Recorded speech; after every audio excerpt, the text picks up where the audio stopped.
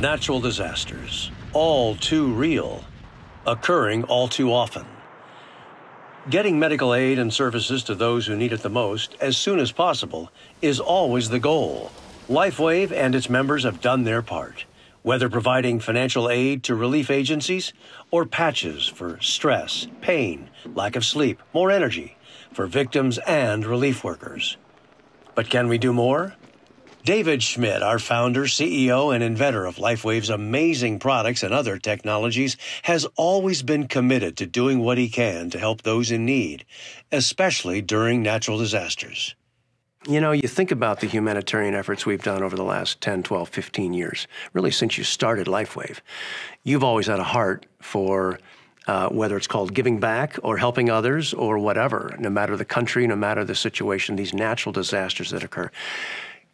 Give us a sense of how you would characterize what LIFEWAVE's done over these last 15, 18 years. Yeah, Jim, I think it's good to start at the beginning. So when you're starting a company and you're thinking about taking a new technology, getting it off the ground, you're not really thinking about giving back, you know, at that moment. You're focused on setting up your research studies, proving out what you have, setting up the manufacturing, looking at how to market, and you get really caught up in that and driving the market, and then all of a sudden, you know, you find yourself in the position that we were in. Our first month of sales in business, we did $500,000 in sales. In our first year, we did $17 million in sales. So that was an extraordinary success out of the gate.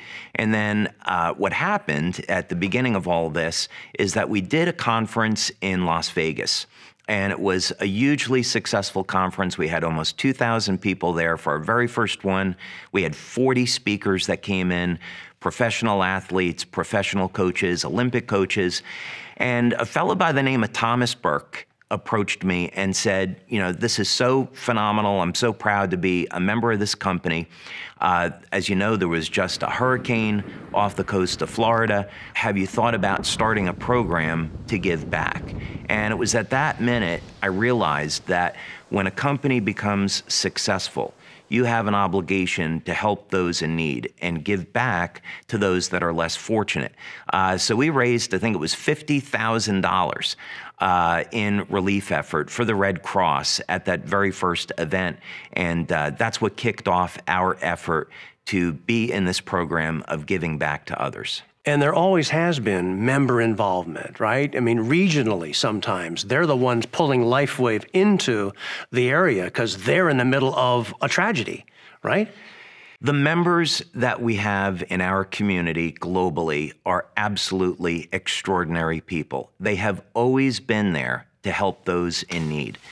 So we had a situation in Australia where there were the bushfires and there were LIFEWAVE members that were there to give back and provide financial assistance, patch people, provide medical aid. We've had victims of earthquakes in Indonesia, earthquake in Italy, of course, multiple hurricanes, and LIFEWAVE members have always been there personally to provide medical aid and assistance. And recently we had those floods in Germany and in Japan. Remember, almost back to back over a period of 6, 8 months. There's always something happening where LIFEWAVE wants to step up, right?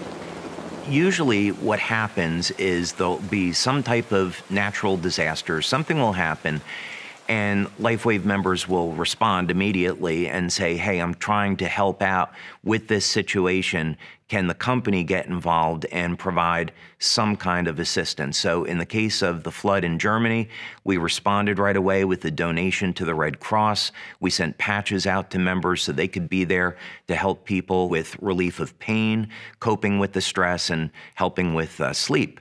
So this has been an effort that has been driven both from the company and from the member community.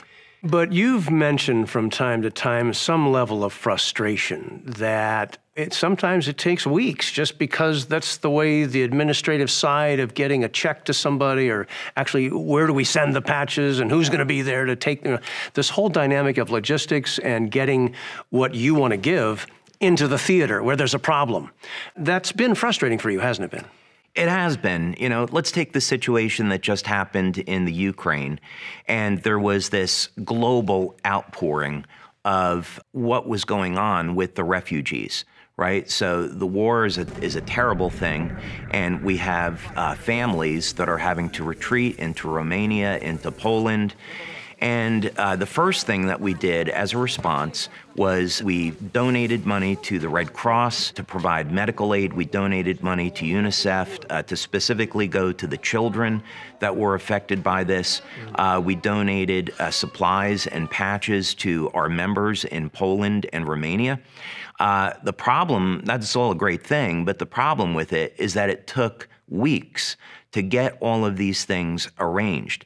And so the frustrating part for me is that these are people that need help now, not in a couple of weeks, they need help now.